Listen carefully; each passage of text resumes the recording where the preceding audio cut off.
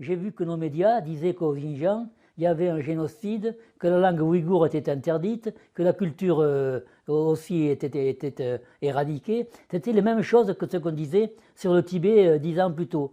Et encore une fois, ce n'est pas vrai, ce n'est pas ce que j'ai vu. Alors j'avais envie de le dire. En même temps, je mesurais le risque qu'il y avait à écrire un livre sur le Xinjiang et sur le Ouïghour, qui serait le contraire de ce que tous les médias écrivent en France, en Europe et aux États-Unis, notamment pour le clan atlantiste. Et donc je mesurais qu'il y avait un risque parce que j'allais apparaître comme quelqu'un qui prétendait que les Twin Towers ne sont pas tombés ou que les Américains ne sont pas allés sur la Lune. Je risquais de passer pour une sorte de complotiste. Je savais qu'il y avait ce danger-là, et ça m'a beaucoup retenu. J'avais à la fois envie d'écrire, et puis je me disais que c'était très risqué. Et puis finalement, pendant l'été 2020, je me suis décidé à écrire ce livre, parce que je me suis dit, bon, il faut que je parle, il faut que je prenne le risque.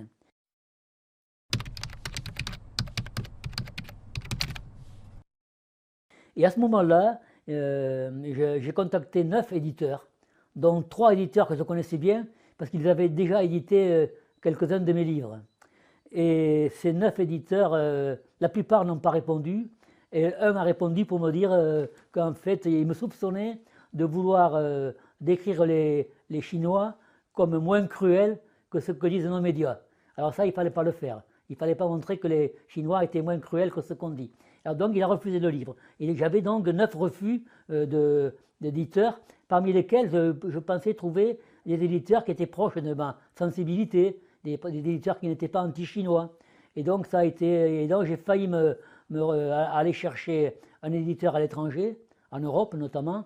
Et puis, j'ai appris l'existence d'un éditeur qui s'appelle la Route de la Soie. Et c'est Sonia Bresner qui a monté cette maison d'édition. Et comme par hasard, c'est une belle coïncidence, elle a monté cette maison d'édition. C'est une universitaire, elle est docteur en philosophie et en épistémologie. Elle a monté cette maison d'édition après un voyage au Xinjiang, où elle s'est aperçue que ce qu'elle voyait là-bas était tout à fait le contraire de ce que disaient nos médias. Et je pense qu'il y a certainement des dizaines d'éditeurs dans le monde, et certainement beaucoup en France aussi, qui sont d'accord avec ce que je dis sur la Chine, mais qui ne vont pas l'écrire parce qu'il y a un risque qui est trop grand pour eux et pour leur carrière.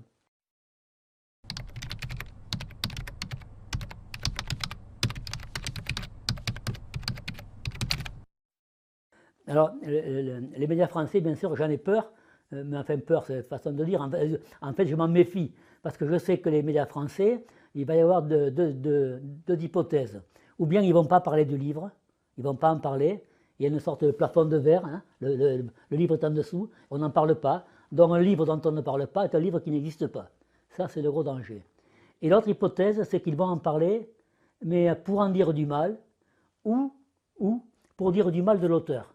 Parce que si le livre est irréfutable, si ce que le livre dit est vrai, si tout ce qu'on y trouve, les chiffres, les dates, les noms, l'histoire, si tout est vrai, il reste à s'attaquer à l'auteur. C'est ce qu'ils ont fait d'ailleurs. C'est ce que les attaques ad hominem. Je l'avais dit, dès que le livre est sorti, j'avais dit, ils vont s'attaquer à moi plus qu'au livre. Et ça, ils le font. Donc en fait, c'est ce qu'a fait le média sur Internet, Arrêt sur Image, qui est un média très connu en France. Ils ont fait ça, ils m'ont tendu un piège monumental pour essayer de mais contre moi, pas forcément contre la Chine ou le Xinjiang, c'était contre moi. Malheureusement, moi j'avais enregistré l'ensemble de l'interview et je l'ai publié intégralement, et pour eux ça a été un désastre, parce qu'ils avaient fait une caricature de ce que j'avais dit, et ça a été un désastre pour eux. Ça leur a coûté beaucoup de leurs abonnés ont protesté, mais vraiment beaucoup. Et la plupart des gens sur leur site même me donnaient raison. Donc là, il y avait un piège terrible. Là, hier, j'avais l'interview avec Libération. Je savais bien que Libération, quoi que je dise, ne peut pas me donner raison. Ils mènent un combat contre la Chine, depuis des années. D'ailleurs, je leur ai dit hier, mais comment se fait-il que chaque fois qu'on voit le mot Chine sur votre journal, Libération, c'est toujours pour donner des nouvelles négatives. Comme il s'est passé en Chine, uniquement des choses désastreuses, des catastrophes, mais vous ne voyez pas que la Chine se développe. Vous savez, il y a le sociologue français mondialement connu, Pierre Bourdieu, qui a écrit beaucoup sur les médias et sur la télévision, il avait cette notion qu'il appelait la circulation circulaire de l'information. Un journal donne une information, on ne vérifie pas s'il est vrai. Les autres journaux, ils se lisent entre eux les journaux. Les autres journaux la reprennent, ça fait le tour. Les hommes politiques la lisent dans les journaux, ils en parlent. Les journaux en parlent de nouveau en disant qu'un homme politique en a parlé, et ça fait le tour, et ça grossit. C'est la circulation circulaire de l'information. Alors là, est-ce que des journaux, voyant ce qui a été publié dans la Marseillaise et dans Libération, vont me contacter pour me demander des interviews? C'est possible, mais ce sera toujours des pièges, ou ce sera toujours pour essayer de montrer que j'ai tort. Et moi, ça, je le sais, je le savais dès le départ.